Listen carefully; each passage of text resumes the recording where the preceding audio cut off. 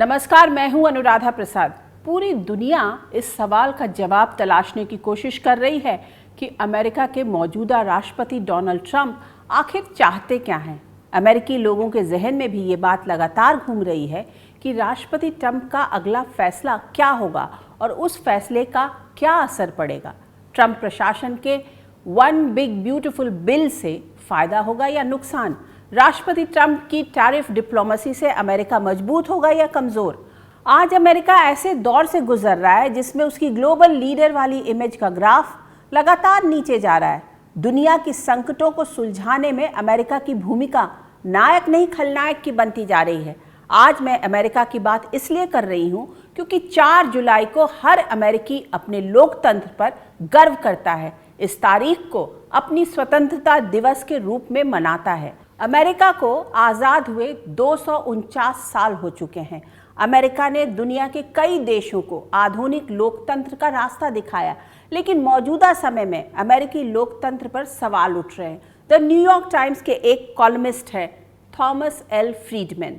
उनकी दलील है कि राष्ट्रपति ट्रंप अमेरिका को अपनी प्राइवेट कंपनी की तरह चला रहे हैं। उनकी मनमानी से वहाँ के हालात बिगड़ गए हैं। ऐसे में जश्न आज़ादी मनाते हुए ज़्यादातर अमेरिकियों को एक सवाल सबसे ज़्यादा परेशान कर रहा होगा कि उनका लोकतंत्र सुरक्षित है या नहीं।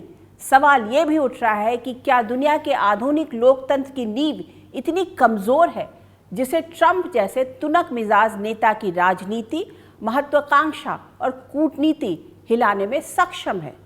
आज मैं आपको बताऊंगी कि आखिर कैसे पड़ी अमेरिका में आधुनिक लोकतंत्र की नींव।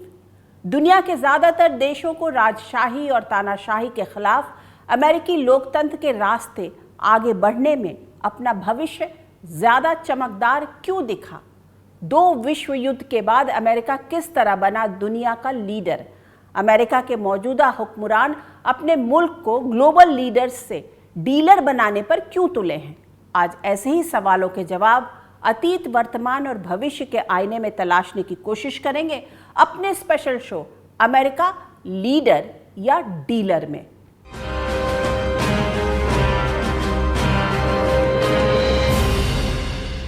ये तो तय है कि डोनाल्ड ट्रंप 20 जनवरी 2029 तक अमेरिका के राष्ट्रपति बने रहेंगे। राष्ट्रपति ट्रंप अपने तरीके से अमेरिका पर शासन कर रहे हैं।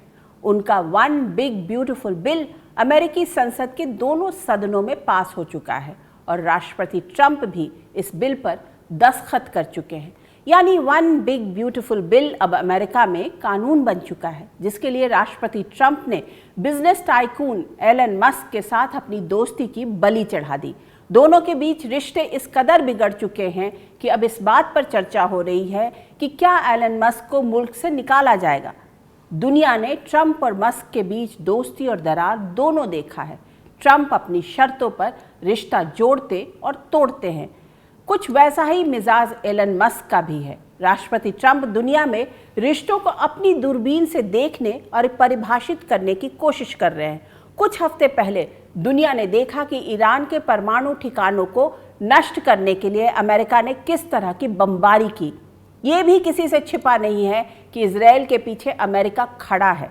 उधर रूस के खिलाफ जंग में यूक्रेन की मदद भी अमेरिका ही कर रहा है। एक तरफ अमेरिका जंग को पीछे से हवा दे रहा है और दूसरी ओर हथियारों की डील भी सील हो रही है। ऐसे में सबसे पहले ये समझते हैं कि राष्ट्रपति ट्रंप के दौर में अमेरिकी लोकतंत्र को दुनिया किस तरह से देख रही है।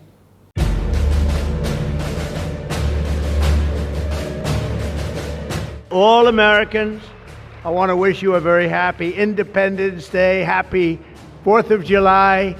This is going to be something special, this spirit in this country.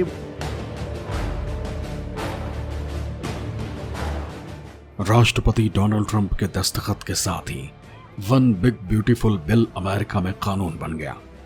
इससे ट्रंप प्रशासन की कई अहम नीतियों को कानूनी ताकत मिल गई, जिसमें बड़ी संख्या में प्रवासियों को वापस भेजना, सेना और बॉर्डर सिक्योरिटी पर ज्यादा खर्च, पहले कार्यकाल की टैक्स छूट को आगे बढ़ाना, टिप्स और ओवरटाइम पर टैक्स नहीं। We're going to make official the greatest victory yet when I signed the one big beautiful bill. राष्ट्रपति ट्रंप वन बिग ब्यूटीफुल कानून को अमेरिका के नए स्वर्ण युग की शुरुआत बता रहे हैं।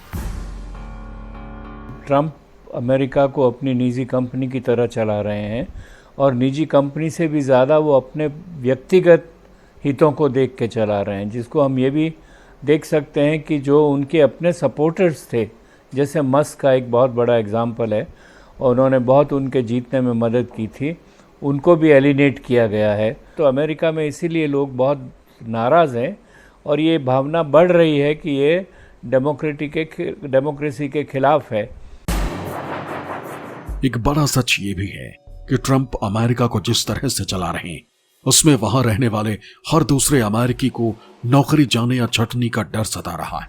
एक रिपोर्ट के मुताबिक इस साल जनवरी से मई के बीच 7 लाख लोगों की नौकरियां गईं। 46% कर्मचारी छटनी की आशंका से टेंशन में हैं। नौकरी बचाने के लिए कर्मचारी ज्यादा काम कर रहे हैं। जनवरी में अब तक फेडरल सरकार ने 59,000 नौकरियां घटाई हैं। एक अनुमान के मुताबिक ट्रंप जिस रास्ते आगे बढ़ रहे हैं उसमें अमेरिका का कुल कर्ज $37 ट्रिलियन से बढ़कर अगले दशक तक $40 ट्रिलियन तक पहुंच सकता है। इतना ही नहीं, राष्ट्रपति ट्रंप ने अगली दूसरी पारी में जिस तरह दूसरे देशों पर टैरिफ बढ़ाया उसका साइड इफेक्ट भी सामान्य अमेरिकी लोगों को झेलना पड़ रहा। ट्रंप जो है अमेरिका की जो इंस्टीट्यूशंस हैं जो उनको लगता है कि बहुत ज़्यादा ब्यूरोक्रेटिक हो गई हैं या जिनमें लेफ्टिस्ट इन्फ्लुएंस बहुत बढ़ गया है, उन इंस्टीट्यूशंस को ट्रंप रिफॉर्म कहें, नहीं तो मैं कहूँगा री गवर्नमेंट कर रहे हैं। आपने डोज का एग्जाम्पल देखा है कि अमेरिकी सरकार के अलग अलग डिपार्टमेंट्स के बजट कम किए जा रहे हैं कि इनमें फालतू खर्चा हो रहा है, फिजूल खर्चा हो रहा है, उसमें सरकारी एम्प्लॉयज़ को निकाला भी जा रहा है। और जो डिपार्टमेंट ट्रंप और इनकी कंजर्वेटिव फिलॉसफी और मागा फिलॉसफी को देखते हैं कि इन डिपार्टमेंट्स की जरूरत नहीं है या कम करना चाहिए, उन्हें दरकिनार कर दिया जा रहा है। For example department of education जो अमेरिका के अंदर है, जो सेंट्रल गवर्नमेंट का है, उसको बहुत ज़्यादा कमज़ोर कर दिया गया है, उसके बजट काट लिए गए हैं। दूसरी पारी में डोनाल्ड ट्रंप ने अपनी टैरिफ डिप्लोमेसी के जरिए पूरी दुनिया में खलबली मचा रखी है। उनकी दलील है कि जो देश जितना टैक्स वसूलता है उससे उतना ही इंपोर्ट ड्यूटी लिया जाएगा। एक अनुमान के मुताबिक अमेरिका में सालाना $4 बिलियन के सामान का इंपोर्ट होता है, जिसमें 15.6% मैक्सिको और 12.6% कनाडा से इंपोर्ट होता है। चाइना से 13.5% सामान अमेरिका में इंपोर्ट होता है। मैक्सिको, कनाडा और चीन मिलकर अमेरिका में करीब 42% सामान इंपोर्ट करते हैं। यूरोपीय यूनियन से भी अमेरिका में 16% इंपोर्ट होता है। राष्ट्रपति ट्रंप पहले भारी भरकम टैरिफ का ऐलान कर डेडलाइन आगे बढ़ा रहे हैं और ज्यादातर बड़े देशों के साथ टैरिफ रेट को लेकर सौदेबाजी कर रहे हैं। भारत और अमेरिका के बीच भी ट्रेड डील को लेकर लगातार बातचीत चल रही है।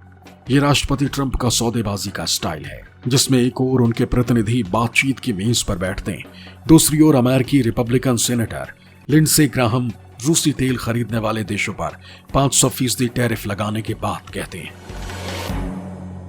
उन्होंने लिबरेशन डे 2 अप्रैल को टैरिफ्स अनाउंस कर दिए पूरे दुनिया भर के देशों में।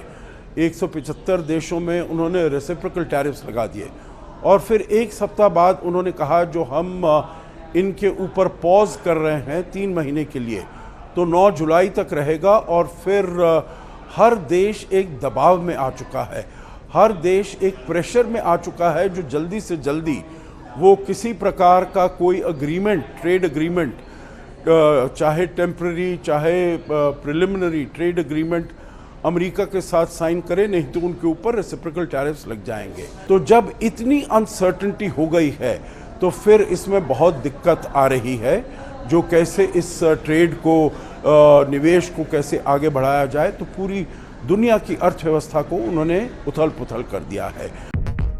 राष्ट्रपति ट्रंप लगातार अमेरिका में सरहद की दीवारों को ऊंचा बनाने में लगे हैं। एक ओर जहां बाहरियों की एंट्री कम करने के रास्ते निकाले जा रहे हैं, वहीं दूसरी ओर अमेरिका में रह रहे अवैध प्रवासियों को पकड़कर आतंकियों की तरह वापस लौटाया जा रहा है। आज की तारीख में अमेरिकी लोकतंत्र पहले की तरह उदार और समावेशी नहीं रहा। आज का अमेरिका दुनिया की हर आपदा में अवसर तलाश रहा है। राष्ट्रपति ट्रंप दुनिया के ज्यादातर झगड़ों में खुद को दारोगा की तरह पेश करने की कोशिश करते दिखते हैं। आज का अमेरिका कूटनीतिक रिश्तों को नए तरीके से परिभाषित कर रहा है। ट्रेड से लेकर हथियारों के डील के लिए स्क्रिप्ट तैयार की जा रही है। डोनाल्ड ट्रंप जब से दूसरी बार राष्ट्रपति बने हैं 3 कारणों से बहुत ज्यादा चर्चा में है। पहला, टैरिफ और डील। दूसरा, अपने फैसलों पर यू टर्न लेना। और तीसरा, दूसरे मुल्कों के बीच टेंशन और युद्ध की स्थिति में सीज फायर कराने का दावा।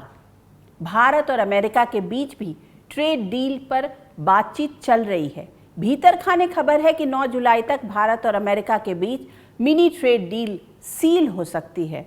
राष्ट्रपति ट्रंप ने टैरिफ को जिस तरह सौदेबाजी के लिए हथियार की तरह इस्तेमाल किया है, उसे कूटनीतिज्ञ टैरिफ टेररिज्म का नाम भी देते हैं। अमेरिका के लोग भी ट्रंप की नीतियों से परेशान हैं, लेकिन एक बड़ा सच ये भी है कि अगले 3.5 साल तक अमेरिका के राष्ट्रपति की कुर्सी पर डोनाल्ड ट्रंप ही रहेंगे। वैसे तो अमेरिकी संविधान में राष्ट्रपति को हटाने के लिए महाभियोग की व्यवस्था है, पर इतिहास गवाह है कि अब तक किसी भी अमेरिकी राष्ट्रपति को महाभियोग के जरिए नहीं हटाया जा सका है। अमेरिकी लोकतंत्र में सत्ता 2 दलों यानी रिपब्लिकन और डेमोक्रेटिक पार्टी के बीच परिक्रमा करती रहती है। इन दोनों दलों से इतर किसी तीसरे दल के लिए अमेरिकी लोकतंत्र में सत्ता हासिल करना नामुमकिन जैसा रहा है। ऐसे में सवाल उठता है कि क्या एलन मस्क जैसे दिग्गज कारोबारी अमेरिका में रिपब्लिकन या डेमोक्रेट से इतर कोई तीसरा विकल्प खड़ा कर पाएंगे।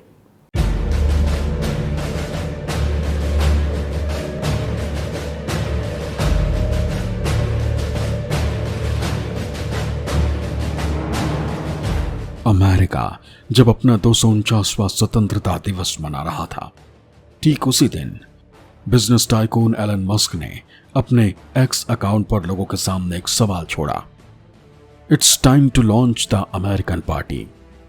मतलब एलन मस्क ने अमेरिकी स्वतंत्रता दिवस के मौके पर नई पार्टी बनाने के विचार को हवा दे दी। दरअसल मस्क द्वारा नई पार्टी बनाने की सोच के पीछे राष्ट्रपति ट्रंप के नए कानून वन बिग ब्यूटीफुल बिल को माना जा रहा है। मस्क पहले ही इस बिल की खुलकर आलोचना कर चुके। इसी से दोनों की दोस्ती टूटी। बात इस हद तक बिगड़ी कि राष्ट्रपति ट्रंप ने मस्क की कंपनी को मिलने वाली सब्सिडी खत्म करने और उनकी इमिग्रेशन स्थिति की जांच की धमकी तक दे दी। ऐसे में सवाल उठता है कि क्या ट्रंप और मस्क की लड़ाई के बीच अमेरिका में रिपब्लिकन और डेमोक्रेट से इतर किसी तीसरे राजनीतिक विकल्प के लिए संभावना है? पहले भी थोड़ा बहुत प्रयास किया गया है जो एक तीसरे दल को उठाया जाए, खड़ा किया जाए, परंतु उसमें सफलता नहीं मिल पाई है। तो मैं ये समझता हूँ जो इलॉन मस्क, जो पहले उनके बड़े अच्छे मित्र थे राष्ट्रपति डोनाल्ड ट्रंप के, अब दोनों में मनमुटाव हो गया है, तो इसीलिए इलॉन मस्क ये थ्रेटन कर रहे हैं, ये धमकी दे रहे हैं जो वो ये एक तीसरा गुट इस्टेब्लिश कर लेंगे। परंतु मेरे विचार से अगर आइडियोलॉजीज़ के बेसिस पर ये गुट नहीं आता है, अगर ये केवल राष्ट्रपति डोनाल्ड ट्रंप को अपोज करने के लिए ये गुट आता है, तो इसका कोई भविष्य नहीं है, इसको कोई खास सफलता मिलने वाली नहीं है। अमेरिका में 2 बड़े राजनीतिक दल हैं, रिपब्लिकन पार्टी और डेमोक्रेटिक पार्टी।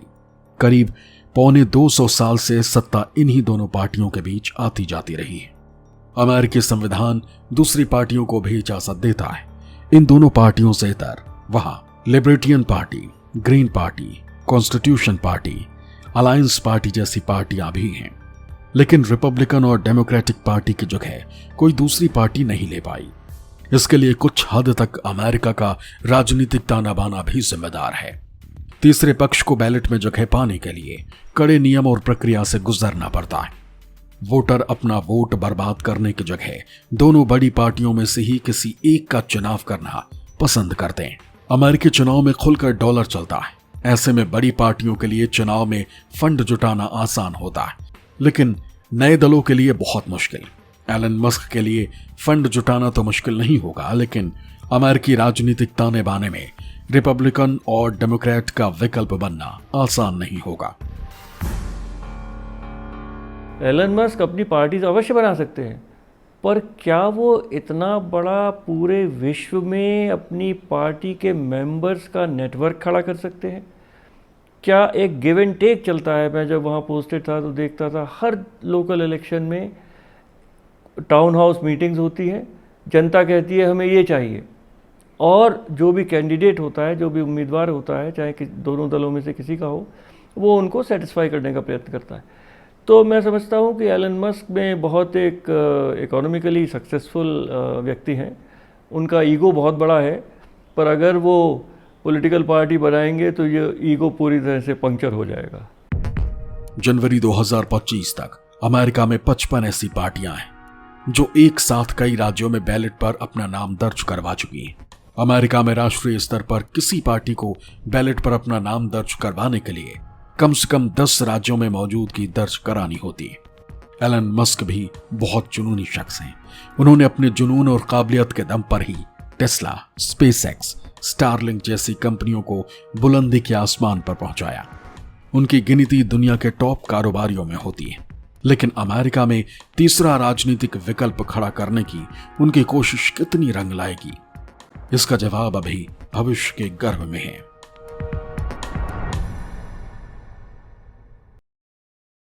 अमेरिका पर बारीक नजर रखने वाले कूटनीति के जानकारों की दलील है कि डोनाल्ड ट्रंप और उपराष्ट्रपति जेडी वैंस जैसे नेताओं की अगुवाई में अमेरिका में एक नए तरह का राष्ट्रवाद उभरा है, जिसमें अमेरिका को ग्लोबल लीडर बनाए रखने की सोच नहीं है। वहां के हुक्मरानों की सोच है कि सिर्फ अमेरिका के राष्ट्रीय हित और प्राथमिकताओं पर फोकस होना चाहिए, भले ही इससे दुनिया के दूसरे देशों या वैश्विक गठबंधनों को नुकसान हो। पूरी दुनिया में उदार लोकतंत्र का चैंपियन माना जाने वाला अमेरिका आखिर कहां से कहां पहुंच गया। ऐसे में अमेरिका में आधुनिक लोकतंत्र की स्थापना से लेकर उसके विकास और बदलावों की धारा को समझना भी जरूरी है। अमेरिका के मूल निवासियों ने लंबी लड़ाई के बाद आज़ादी हासिल की। तब अमेरिकियों का नारा था, प्रतिनिधित्व नहीं तो कर नहीं। 4 जुलाई 1776 को एक स्वतंत्र राष्ट्र का जन्म हुआ, जिसे नाम दिया गया संयुक्त राज्य अमेरिका। आज़ादी के बाद इस बात पर मंथन शुरू हुआ कि अमेरिका किन मूल्यों और नियमों के साथ आगे बढ़ेगा। इसलिए एक ऐसा संविधान तैयार किया गया जिसकी प्रस्तावना में कहा गया कि संविधान को संयुक्त राज्य अमेरिका के लोगों ने तैयार किया है। अमेरिका में हुए बदलावों ने पूरी दुनिया को राजतंत्र से हटकर लोकतंत्र की नई राह दिखाई। दुनिया के नक्शे पर अमेरिका पहला देश बना जिसका संविधान लिखित था, पहला ऐसा देश बना जो साम्राज्यवाद को हराकर आजाद हुआ था। 4 जुलाई 1776 ब्रिटिश उपनिवेशवाद से आजादी के बाद अमेरिका के सामने चुनौती थी संविधान बनाने की। ऐसा संविधान जिसमें हर नागरिक अपनी भागीदारी समझे, एक ऐसी साझी व्यवस्था जिसमें राज्यों के भी अधिकार सुरक्षित रहें और एक ऐसी केंद्रीय सत्ता भी रहे जो अमेरिका को बाहरी हमलों से बचा सके।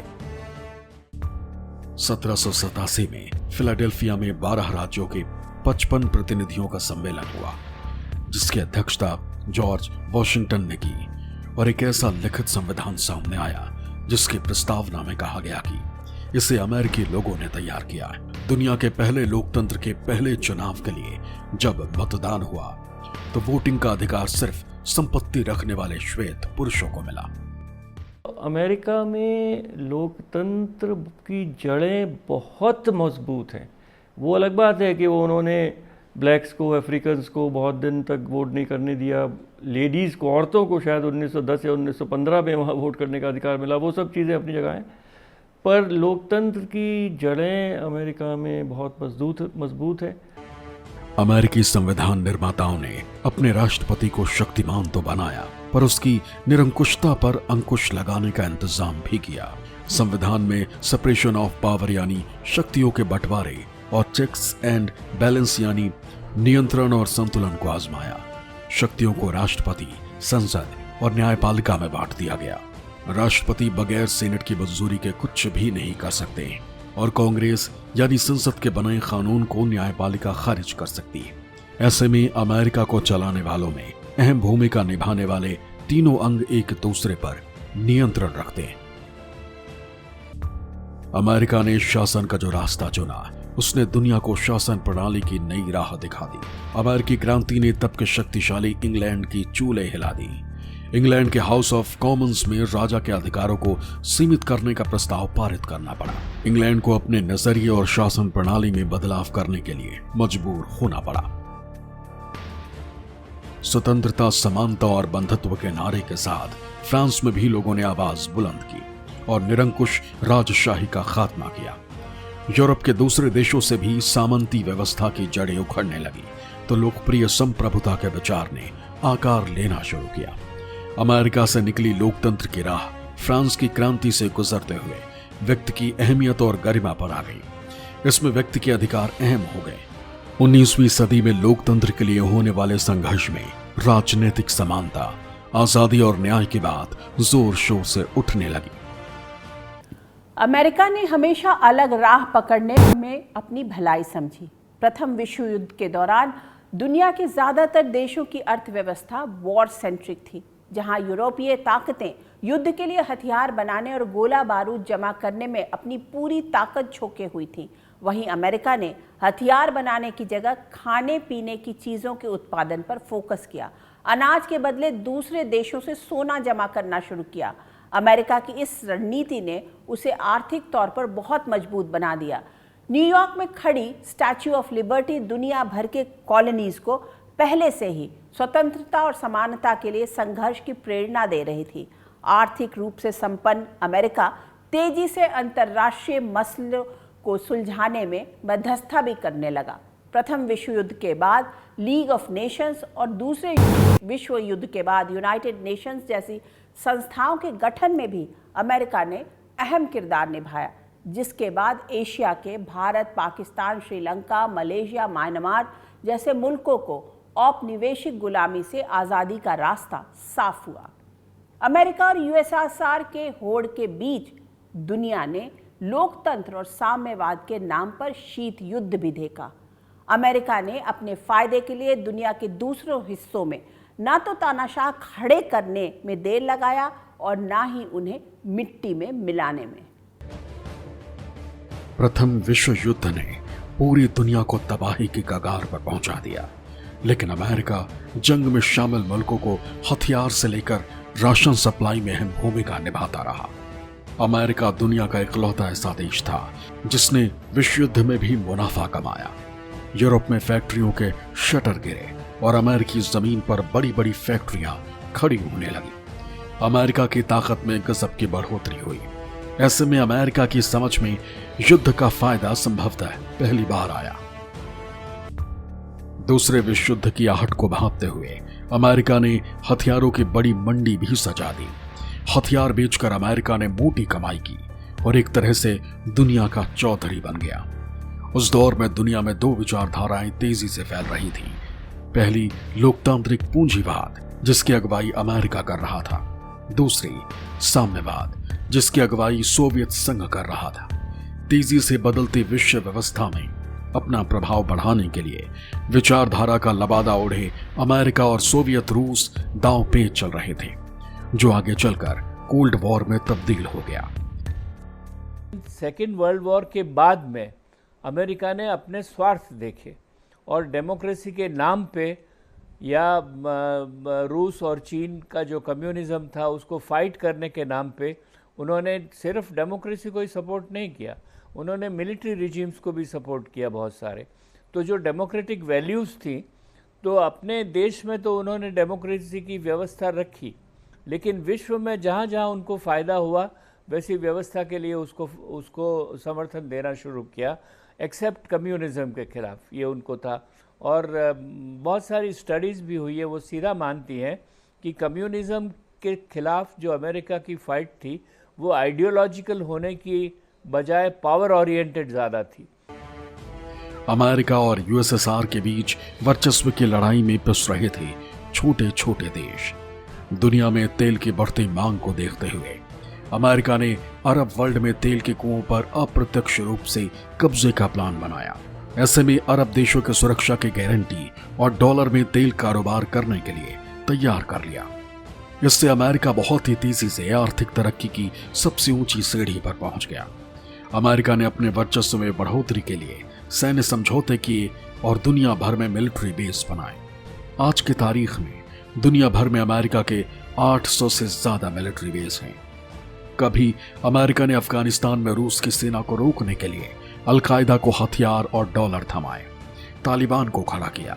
उसी अलकायदा ने जब अमेरिका में वर्ल्ड सेंटर पर हमला किया तो आतंकवाद के खिलाफ जंग के नाम पर हथियारों की मंडी सजाई। ये अमेरिका ही है जो 20 साल अफगानिस्तान में जंग लड़ने के बाद धीरे से वहां से निकल जाता है और तालिबान का दोबारा कब्जा हो जाता है। यह अमेरिका ही है जिसने सामूहिक विनाश के हथियार विकसित करने का आरोप जड़ते हुए इराक पर हमला किया। इराक के सैन्य तानाशाह सद्दाम हुसैन का नामो निशान मिटा दिया गया, लेकिन इराक में सामूहिक विनाश के हथियार नहीं मिले। इराक युद्ध के दौरान अरब वर्ल्ड में असुरक्षा का एक अजीब सा माहौल बना, जिसमें मुल्कों ने अपनी सहूलियत के हिसाब से पाला चुना और हथियारों की डील की। इसमें भी अमेरिका की हथियार बनाने वाली कंपनियों की 5 उंगलियां घी में रहीं। पिछले 3 साल 4 महीने से रूस यूक्रेन के बीच जारी जंग के बीच यूरोपीय देशों में असुरक्षा का माहौल है, जिसने अत्याधुनिक हथियारों को जमा करने की रेस को तेज किया है। ये राष्ट्रपति ट्रंप के दौर का अमेरिका है जो एक और लोकतंत्र की बात करता है, आतंकवाद के खिलाफ लड़ने की बात करता है, दूसरी ओर आतंकियों को पालने पोसने वाले पाकिस्तान के साथ अंतर्राष्ट्रीय मंचों पर खड़ा दिखता है। 2 देशों के बीच टेंशन की धधकती आग में पर्दे के पीछे से घी डालने का काम करता है। तो जैसे उन्होंने अब ईरान के ऊपर अगर हमला किया तो उन्हें कोई भी अगर किसी और देश के ऊपर हमला करते हैं तो कांग्रेस के पास ज़रूर जाना चाहिए, यूनाइटेड नेशंस के पास जाना चाहिए, वहाँ पर उनकी अनुमति लेनी चाहिए। परंतु उन्होंने ऐसा कुछ नहीं किया, ना अपना डोमेस्टिकली ना इंटरनेशनली उन्होंने इसके बारे में कुछ सोचा। तो उनमें अपना आप और चाहे वो कॉन्फ्लिक्ट ऑफ इंटरेस्ट हो तो उसमें भी जैसे उनकी अपनी कंपनी है जिनको फ़ायदा हो रहा है तो वो ऐसे ही कुछ डिसीजंस ले रहे हैं।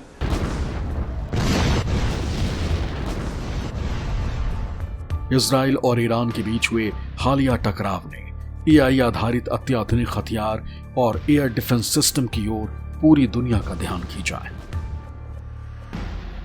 अमेरिकी फाइटर जेट भी ईरान के परमाणु ठिकानों को निशाना बना चुके हैं। ऐसे में पारंपरिक हथियारों की जगह नए तरह के हथियारों के लिए बाजार के खिड़की दरवाजे खुले, जिसका सबसे बड़ा सौदागर अमेरिका है। चाहे वियतनाम युद्ध हो या इराक युद्ध या फिर अफगानिस्तान का युद्ध, सवाल उठता है कि इन युद्धों के बाद अमेरिका को क्या हासिल हुआ। इसी तरह रूस के खिलाफ यूक्रेन को पीछे से मदद और ईरान के खिलाफ इजराइल को सैन्य मदद से अमेरिका को क्या फायदा हुआ। क्या दूसरे देशों के बीच तनाव और युद्ध में अपना फायदा देखने वाली सोच ट्रंप प्रशासन में और मजबूत हुई। कुछ दशक पहले तक दुनिया की बड़ी बड़ी समस्याओं को सुलझाने में सुपर पावर अमेरिका अगुवा की भूमिका में दिखता था, पर अब वहां के हुक्मरान हाइपर नेशनलिस्ट एजेंडा आगे बढ़ाने में लगे हैं। ट्रंप तो make America great again agenda के जुनून में विदेशी छात्रों को भी खूंखार अपराधियों की तरह वापस भेजने में लगे हुए हैं। अमेरिकी सरहद की दीवार को और ऊंचा करने की लगातार कोशिश हो रही है। वहां के हुक्मरान सौदेबाजी के लिए नए नए पैतरे आजमा रहे हैं, लेकिन राष्ट्रपति ट्रंप को ये भूलना नहीं चाहिए कि अमेरिका अगर दुनिया का सुपर पावर बना तो अपने लोकतांत्रिक मूल्यों की वजह से, अपने समावेशी समाज की वजह से, बेस्ट टैलेंट के इस्तकबाल वाली सोच से, दुनिया की समस्याओं को सुलझाने में अपने लीडर वाले रोल से, न कि डीलर वाली सोच से। आज के इस एपिसोड में बस इतना ही। आपसे फिर मुलाकात होगी किसी ऐसे मुद्दे के साथ जिसे जानना और समझना हम सब के लिए ज़रूरी होगा। तब तक के लिए मुझे दीजिए इजाज़त। निष्पक्ष खबरों के लिए आप देखते रहिए न्यूज़ 24। नमस्कार।